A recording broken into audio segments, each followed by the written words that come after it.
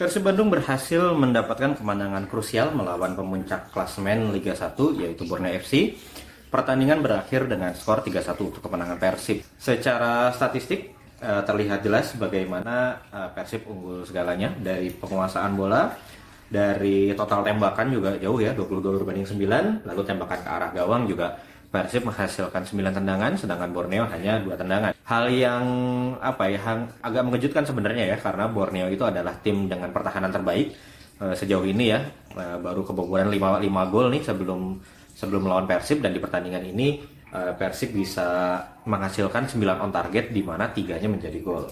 Yang pertama yang bisa dilihat adalah sebenarnya secara struktur kedua klub ini hampir identik lah ya gitu. Mulai dari formasi, Persib menggunakan 4-2-3-1, Borneo juga 4-2-3-1, dan secara konsep pun mirip mereka, karena ya istilahnya di lini tengahnya, di pusat permainannya mereka juga punya pemain-pemain yang secara penguasaan bola kuat, secara umpan-umpan bagus ya. Di Persib ada Tom Haye, ada Lucho, ada Klok. Sedangkan di Borneo ada Juan Villa. Lalu kedua tim ini juga punya sayap-sayap yang menjadi andalan mereka dalam melakukan serangan. Di Persib ada Beckham Putra dan William Barros, dan di Borneo ada Siran dan juga Peralta yang kali ini dimainkan. Utamanya Peralta ya pemain terbaik Borneo sejauh ini. Lalu yang menarik juga di lini depannya mereka menggunakan tipe pemain yang mengandalkan kekuatan, mengandalkan strength ya. Di Persib ada Ramon Tanki dan di Borneo ada Joel Vinicius. Jadi mirip mereka secara formasi mirip, lalu secara struktur permainan pada fase menyerang pun sama. Mereka menggunakan struktur 3-2-5 di mana untuk Borneo 3 pemain di belakangnya ini dilakukan dengan cara si Komangnya sebagai defensive midfielder mundur, dia melengkapi menjadi 3 back bersama dua Rugira dan Al Husaini. Back sayapnya Fajar dan Cak Sambu naik tinggi untuk mengisi sisi kelebaran. Nah, sedangkan Peralta dan juga Sihran kecenderungannya bergerak di sisi wing space, walaupun pada pertandingannya saat pertandingan berlangsung sih berjalan fleksibel lah ya, mereka bisa saling bertukar posisi juga. Lalu 2 di tengahnya ada Keiji Rose dan Juan Villa gitu. Begitupun Persib juga sama, pada saat menyerang pun cenderungnya Persib menggunakan 3-2-5 di mana lebih seringnya sebenarnya Klok yang ke belakang untuk menjadi 3 back bersama Barba dan juga Matrikardi. Tapi memang untuk Persib sendiri perubahan posisinya lebih cair lagi. Di sini terlihat yang menjadi 3 back adalah Eliano, lalu di tengahnya ada Lucho dan Klok, lalu 5 di depannya Putros sebagai wing kanan maju ke depan, lalu Barros di half space kanan, Ramon di tengah, Haye di half space kiri, dan Beckham Putra di sisi wing kiri. Jadi secara struktur sama nih, dua-duanya pakai 3-2-5. Lalu pada saat bertahan sama, dua-duanya menggunakan 4-4-2 gitu. Persib juga sama menggunakan 4-4-2 di mana 2 di depannya Ramon Tanki dan Tom Haye melakukan pressing pertama, dan Persib kecenderungannya adalah menggunakan man-to-man marking, sehingga memang tidak selalu 4-4-2, mengikuti pergerakan pemain Borneo juga seperti terlihat di sini bisa menjadi 5-4-1 di mana Eliano maju ke depan karena Sihrannya juga turun drop ke tengah ya, dan ya masing-masing pemain ada satu pemain yang dijaga lah. Itu konsep dari Persib saat tidak memiliki bola. Pada saat menyerang pun sama, keduanya juga ketika tengahnya nggak bisa progresi lewat tengah, keduanya lewat sayap dengan cara overload satu sisi, dan juga ada di sisi lainnya yang terisolasi. Seperti terlihat di sini, Borneo menyerang dari kiri, maka Villanya bergerak ke kiri untuk overload karena di sana sudah ada Peralta, sudah ada Cak Sambu, ditambah lagi sama Villa, sehingga overload di kiri, dan di sisi kanan, di kelebaran kanan itu Fajar isolasi sendiri gitu. Jadi overload di kiri diakhiri dengan crossing ke kotak penalti. Ketika crossingnya gagal gitu ya, di sini langsung disambut oleh Fajar. Ya beruntungnya buat Persib ya, eksekusi dari Fajar tidak sempurna. Persib juga sama, pada saat menyerang ketika nggak bisa progresi lewat tengah, melakukan overload di satu sisi, dan juga ada satu pemain di sisi lainnya yang isolasi. Di sini terlihat overload di kanan, Luconya sekarang yang bergerak ke kanan, overload bersama dengan Barros dan Putros, lalu di sisi kirinya Beckham isolasi sendiri. Jadi memang hal seperti ini bisa terjadi ketika overload di kanan, bisa kombinasi di kanan, atau juga switch side ke sisi satunya ya, sehingga terjadi 1v1 gitu. Nah, di sini Eliano-nya masuk ke sisi half space untuk balance bersama dengan Tom Haye gitu. Di kiri biasanya overload juga sama, di sini biasanya Haye juga Haye ya agak kiri, di sini Klopp juga ikut ke kiri dan Tom Haye menggantikan posisi dari Klopp. Jadi memang rotasi posisi pemain Persib ini semakin ke pertandingan semakin cair nih, semakin kompak lah bisa dibilang seperti itu. Nah di sini ketika offload di kiri, di sisi kanannya juga ada yang isolasi, yaitu Putros menjaga pelebaran di sisi kanan gitu. Nah memang secara struktur identik nih kedua tim ini gitu, dan yang membedakan adalah hal-hal detail. Ada 3 hal sebenarnya yang terlihat yang bisa kita analisa. Yang pertama adalah dari sisi midfieldnya dulu. Terlihat memang midfieldernya Persib itu, sisi tengahnya Persib itu lebih agresif. Ketika ada pemain Borneo yang membawa bola, itu langsung di pressing dengan agresif gitu. Terlihat di beberapa momen ini, ada banyak momen dan nggak spesifik siapa gitu yang dijaga. Jadi pokoknya pemain tengah Borneo yang membawa bola di sisi central koridor itu langsung di press dengan agresif, dan bukan tugas dari 1-2 pemain, siapapun yang terdekat itu langsung melakukan pressing, sehingga pemain Borneo tidak nyaman nih dalam memainkan bola, termasuk Juan Villa sebagai otak serangan pun benar-benar nggak dikasih ruang gitu, untuk balik badan pun sulit. Nah bahkan pemain Persib nggak segan-segan nih untuk melakukan foul gitu. Sebenarnya secara statistik yang dari I-League ini ya, Persib melakukan 12 pelanggaran, sedangkan Borneo hanya 3 gitu. Kelihatan nih agresivitasnya berbeda. Pemain Persib tuh nggak segan-segan ketika memang harus foul, karena kalau tidak dilakukan foul akan berbahaya ya, Borneo akan bisa progresi. Persib tidak segan-segan untuk melakukan foul yang terkalkulasi gitu. Itu terbukti dari mana? Kartu kuningnya sepanjang pertandingan Persib hanya 1 melalui Frans Putros. Jadi pelanggarannya pun benar-benar tidak sembarangan gitu ya. Nah ini yang membedakan bagaimana agresivitas dari Persib itu lebih unggul ketimbang Borneo. Jadi keinginan untuk menangnya itu terlihat lebih tinggi gitu. Agak mengherankan sebenarnya, karena biasanya kayak Hirose itu kalau kita ngomong gelandang pengangkut air, gelandang yang bertenaga gitu. Biasanya kan kayak Hirose ya. Di pertandingan kali ini terlihat pasif sekali kayak Hirose. Di situ juga terlihat bagaimana ketika Juan Villanya di marking, kayak Hirose-nya juga pasif aja gitu ya, tidak melakukan pergerakan. Begitupun ketika Persib mendapatkan bola, ya pemain Borneo pun hanya melakukan kayak covering aja gitu, nggak ada pressing agresif yang dilakukan oleh pemain Borneo gitu ya. Itulah makanya terlihat bagaimana pemain Persib itu lebih unggul di lini tengahnya gitu. Nggak cuma pada saat bertahan, pada saat melakukan serangan, pada saat memegang bola pun lini tengahnya Persib itu cair gitu. Jadi untuk bisa switch side itu lebih enak gitu. Jadi ketika di tengah nggak bisa gitu ya, mau coba dari kiri, dilihat dulu nih, kalau kiri nggak memungkinkan, build up lagi ke belakang, dioper ke tengah. Nah itu benar-benar jalan tuh peran membagi bolanya itu jalan gitu ya, di lini tengah Persib dari Klok Haye dan juga Lucho gitu ya. Dan rotasi posisinya pun benar-benar berjalan dengan baik. Seperti di sini terlihat ketika yang 3 di belakang sekarang Putros, Matrikardi dan Klok, Barbanya malah di tengah sama Lucho gitu. Nah 5 di depannya Baros, Ramon, dan di kiri itu ada Eliano, ada Beckham, dan Tom Haye malah yang paling kiri. Sehingga terjadi overload 3 lawan 2 dan Baros yang isolasi di kanan. Ramon tetap di tengah, dia melakukan pinning terhadap 2 back tengahnya Borneo, sehingga terkadang ada banyak space di half space yang bisa dimanfaatkan oleh pemain Persib.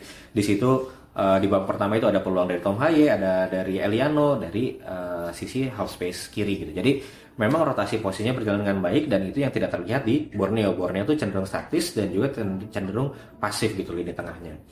Itu yang perbedaan pertama yang dimana Persib unggul gitu ya. Yang kedua adalah di center back-nya gitu. Justru kita lihat ternyata signifikan nih perbedaan dari Persib dan Borneo dari sisi lini belakang. 2 center back-nya Persib itu bisa berperan sebagai ball playing defender ketika tengahnya nggak bisa progresi gitu ya. Lini tengah juga nggak bisa pegang bola, karena pasti ditutup lah sama baik oleh Borneo, oleh Persib gitu ya pada saat tim lawan menyerang. Dan di Persib itu back-nya baik Matrikardi maupun Barba itu bisa menjadi opsi progresif untuk long ball ataupun umpan langsung ke depan gitu. Jadi membypass lini tengah. Seperti kita lihat di sini, Vinicius juga melakukan pada saat goal kick ya, Vinicius melakukan pressing juga kepada Matrikardi, menutup opsi ke kanan dan semua opsi umpan Persib dipotong. Tapi Matrikardi bisa tetap tenang dan dia memberikan umpan ke belakang lini Borneo yang bisa dibilang cukup akurat gitu untuk bisa dikejar oleh Ramon Tanki gitu. Atau di opsi lain ketika dia bisa dengan akurat melakukan diagonal long pass ke Beckham Putra, itu tadi konsep di mana overload satu sisi dan ada satu di sisi lainnya itu yang isolasi, sehingga ketika umpan diagonal bisa akurat gitu ya ke yang dituju, dalam hal ini Beckham, bisa terjadi posisi 1 lawan 1 dan beberapa kali peluang berbahaya Persib itu dari sisi itu gitu, dari long ball ke Beckham 1 lawan 1 atau 1 lawan 2 gitu ya, melawan Fajar Fatur Rahman dan Sihran. Nah, berbeda dengan defendernya Borneo nih, terutama Al Husseini. Jadi ketika dia di pressing cenderung ya buang bolanya itu cenderung clearance saja gitu, dan itu akhirnya serangan Borneo-nya berhenti. Atau pada saat ini ketika terlihat bagaimana opsi serangan Borneo itu tertutup dan Al Husseini mencoba menjadi opsi gitu ya, dia malah salah umpan. Jadi memang kualitas umpannya pun tidak lebih baik ketimbang duet tengahnya Persib gitu. Nah, ini yang menarik nih, setelah saya analisa ternyata itu jadi perbedaan yang cukup signifikan juga gitu, bagaimana Persib itu tetap bisa melakukan serangan bahkan ketika tengahnya tidak ada opsi gitu ya, ternyata lini belakang pun bisa menjadi opsi untuk progresi gitu. Nah, yang perbedaan yang berikutnya adalah Ramon Tanki. Nah, di depan pun terlihat bagaimana Ramon lebih efektif sebagai opsi progresi ketimbang Joel Vinicius. Ya, kedua pemain ini kan sama-sama mengandalkan fisik ya. Memang di awal sebelum pertandingan pun sudah diduga nih, Borneo tuh punya back yang secara fisik kuat juga ya, Dua Rugira. Akan terjadi, pasti sering terjadi kontak fisik antara Ramon melawan Dua Rugira. Sedangkan di sisi satunya Joel Vinicius pun begitu. Makanya agak khawatir sebenarnya awalnya ketika Matrikari dan Barba yang dipakai, kenapa bukan Julio Cesar ya, secara serang lebih kuat. Dan itu di awal sempat terjadi di mana ketika ada duel adu body lah ya antara Ramon Tanki dan Dua Rugira, Ramon yang kalah. Nah, di situ sempat wah, ternyata secara power kalah nih Ramon dibanding Dua Rugira, dan itu pasti akan membahayakan lah. Sedangkan di sisi lain Vinicius dengan tanda kutip dengan mudahnya gitu ya outstrength Barba sehingga untuk menciptakan gol pertama, dan itu di menit ke-17 itu peluang di awal-awalnya Borneo lah. Jadi ketika itu terjadi itu sempat khawatir juga, wah, Ramon nggak bisa mengalahkan Dua Rugira, di sisi lain Vinicius semudah itu gitu untuk bisa mengalahkan back-back tengahnya Persib. Nah, tapi ternyata pertandingan berlanjut itu tidak terjadi. Di sini terlihat bagaimana Ramon Tanki bisa dapat banyak peluang, dan peluangnya itu bukan peluang yang mudah ya. Memang banyak dari crossing ya. Crossingnya pun harus diakui, crossing Beckham, crossing dari HY pun dan yang lainnya ya bagus-bagus juga. Tapi sebenarnya itu bukan crossing yang Ramon tinggal nunggu gitu. Ramon juga harus usaha bagaimana dia positioning, bagaimana dia mengelabui Dua Rugira gitu ya. Sehingga hampir setiap duel udara itu Ramon menang dari Dua Rugira. Di sini juga ada satu peluang dari Dewangga gitu ya. Walaupun Ramon gagal, tapi kelihatan positioning dia itu berdiri di antara Dua Rugira dan juga Cak Sambu, dan dia ada di blind side-nya Dua Rugira nih. Dan dia dengan cerdik mengisi posisi kosong yang dituju Dewangga, walaupun eksekusinya gagal gitu ya. Nah, ya itu tadi, jadi banyak duel-duel udara yang Ramon itu menang sampai akhirnya gol pertama terjadi gitu. Dan nggak cuma peluang, nggak cuma chance, nggak cuma gol, Ramon juga bisa jadi opsi progresi sebagai tembok atau sebagai target man gitu ya. Dan ketika dia dikasih bola, dia bisa menahan bola untuk menahan sejenak nih, untuk kemudian dioper ke pemain lain dan progresi itu terjadi. Seperti momen ini, jadi efektif sekali Ramon di depan, dia bisa menahan bola untuk kemudian Persib bisa melakukan serangan gitu. Itu banyak yang diawali oleh bagaimana Ramon menahan bola. Seperti di momen ini 3 pemain, dia cuma sendiri, tapi dia bisa menguasai bola dengan baik, terus diberikan ke pemain lain untuk dilakukan progresi. Itu berbeda dengan duel Vinicius yang setelah gol pertama sepanjang pertandingan malah dia sering tidak bisa membalikan badan gitu. Karena terus bahkan ketika sebelum mendapatkan bola itu di pressing baik oleh Matrikari, oleh Barba atau siapapun gitu ya. Dan dia nggak bisa tuh untuk memanfaatkan fisiknya untuk bisa menguasai bola, berbeda dengan Ramon Tanki gitu ya. Kelihatan Ramon Tanki sering duel sama Dua Rugira, nggak cuma pada saat, termasuk juga pada saat seringnya itu pada saat throw in gitu ya.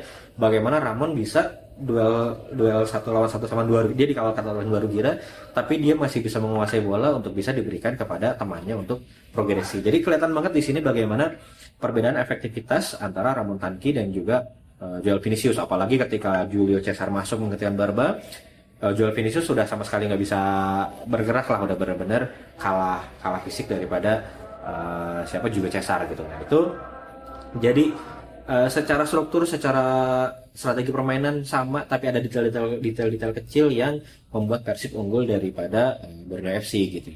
Nah, analisa terakhir adalah apresiasi saya nih ya terhadap pemain-pemain muda Persib, Fitrah Maulana dan juga Nazril. Fitrah ini debutnya dan kemarin kan saya nonton di stadion ya, dan sebenarnya di siang hari ini, siang atau sorenya lah, sempat ada info lah, desas-desus lah gitu ya, bahwa Fitrah Maulana akan bermain. Awalnya saya nggak percaya nih, karena oke, Teja nggak bermain karena Bojan bilang di press conference pun kan 50-50 ya. Teja nggak main, ya pasti ada Adam Sibek gitu ya. Nah cuma ada info Fitrah Maulana, awalnya saya kira buat U23 nih, karena takutnya simpang siur info U23, jadi Bojan main aman aja daripada nanti dipermasalahkan. Tapi di akhir konferensi pers Bojan bilang bahwa itu pilihan dari pelatih kiper. Pelatih kiper menyatakan bahwa Fitrah lebih siap ketimbang Adam Sibek, dan itu yang saya lihat ketika ketika sebelum pertandingan kan ada itu ya, ada warming up itu ya, itu kelihatan Fitrah Maulana dia itu kecenderungannya itu malah ke semangat daripada ke deg-degan gitu ya. Jadi dari mulai masuk ke lapangan pada saat warming up pun dia banyak menyapa ke penonton. Kalau saya lihat mungkin ada keluarganya nonton gitu ya, dan dia kelihatan bagaimana dia excited sekali dia akan bermain gitu. Itu juga ditunjukkan dia di lapangan, bagaimana dia beberapa kali ya, nanti kita lihat analisanya ya. Yang pertama ini ada dari momen Nazril ya. Jadi Nazril menunjukkan kepercayaan dirinya, menunjukkan skillnya, bagaimana dia dengan pede gitu ya mengolah bola dan hampir menciptakan assist untuk Tom Haye gitu. Nah untuk Nazril sendiri memang di pertandingan kali ini untuk shot stoppingnya nggak banyak diuji sebenarnya, karena Borneo cuma dua shoot on target. Yang pertama terjadi gol ya, tidak bisa disalahkan juga sebenarnya Fitrah Maulana karena posisinya udah 1-1 gitu ya, memang akan sulit buat kiper. Dan yang kedua dia berhasil menahan tendangan dari Maicon, walaupun tidak langsung ditangkap gitu ya, tapi berhasil ditepis dan dia berhasil mengamankan bola tersebut. Dan sebenarnya yang lebih membuat membuat meyakinkan adalah bagaimana dia mengantisipasi crossing. Buat kiper mengantisipasi crossing itu pasti sulit ya, timingnya, terus lengket enggaknya gitu ya. Nah di sini Fitrah dengan PD-nya dia berduel dengan Vinicius, terus ya dengan crossing dari Peralta juga dia berhasil menangkap bola dan membuat teman-teman di belakang itu PD gitu, bahwa Fitrah itu memang bisa meyakinkan lah. Bahkan bisa dibilang debutnya ini lebih meyakinkan ketimbang debutnya Adam Sibek pada saat melawan Persita Tangerang. Jadi benar-benar oke nih. Jadi tim pelatih Persibnya juga fair ya, dia melihat di latihan itu siapa yang performanya layak untuk bermain, nggak cuma mengandalkan ini pemain asing, ini pemain muda jadi pemain asing aja, nggak. Jadi itu juga memberikan semangat, memberikan kepercayaan diri buat para pemain muda bahwa kalau dia bekerja keras di latihan bisa jadi dia bermain dan membela Persib adalah kebanggaan ya. Terbukti juga pada saat press conference bagaimana Fitrah Maulana mengatakan bahwa ini adalah impiannya dari kecil, which is itu bagus. Dan yang lebih mengagetkan lagi dari Fitrah Maulana adalah bagaimana delivery dia gitu. Jadi ada satu momen di akhir babak kedua ya, dia berhasil menangkap bola corner lalu langsung memberikan bola kepada Berginho yang passing itu secara kualitas bagus gitu, secara pas gitu passingnya itu gitu. Dan beberapa kali juga dia tampilkan bagaimana delivery bola dia, dan dia juga cukup nyaman gitu dengan pada saat build up gitu ya.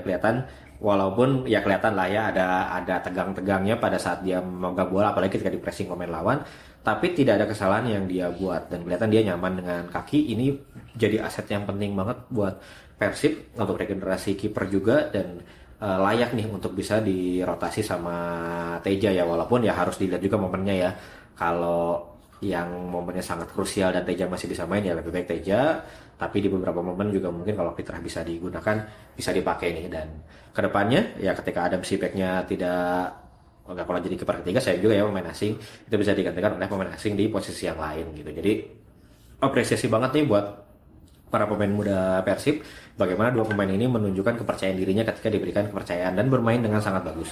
Nazril di tengah, Fitrah Maulana di posisi kiper, tidak terlalu mengkhawatirkan nih ketika Tejanya absen gitu. Jadi itu analisa yang bisa dilihat di pertandingan Persib melawan Borneo gitu ya. Jadi kedua tim ya dua-duanya sama-sama tim kuat ya, tim penghuni papan atas. Strukturnya juga udah jelas, skema permainan juga jelas dan hampir mirip sebenarnya. Cuma memang detail-detail kecil Persib, keinginan Persib untuk menang terlihat bagaimana midfieldnya lebih agresif, lalu defendernya juga bisa ikut aktif dalam membangun serangan, dan juga di lini depan bagaimana Ramon Tanki lebih efektif ketimbang Joel Vinicius. Secara gol 1-1 nih, Vinicius 1, Ramon 1, tapi secara keterlibatan permainan terlihat Ramon itu lebih lebih aktif terlibat lah, baik itu sebagai opsi progresi, sebagai dia target man, menahan bola, termasuk creating chance juga. Dan itu hal yang penting gitu. Kadang kita melihat position doang gitu ya, wah ini lebih menguasai, ini lebih tidak. Sebenarnya tidak, ya nggak guna juga gitu banyak megang bola tapi nggak bisa creating chance. Nah di pertandingan kali ini Persib mengontrol permainan dan juga bisa creating chance gitu melawan tim yang dengan pertahanan terbaik sejauh ini gitu ya. Jadi satu nilai positif banget nih di pertandingan kali ini, pertandingan yang seru juga ya, beruntung banget lah kemarin bisa nonton langsung di stadion ya, dan ini pasti jadi modal yang berharga juga untuk pertandingan berikutnya melawan Bangkok United, berikutnya lagi melawan Maluku United, untuk menjaga asa bagaimana peluang Persib baik di Liga 1 maupun di ACL tuh. Oke, itu aja analisa pertandingan kali ini. Nanti di pertandingan berikutnya kita analisa lagi. Terima kasih.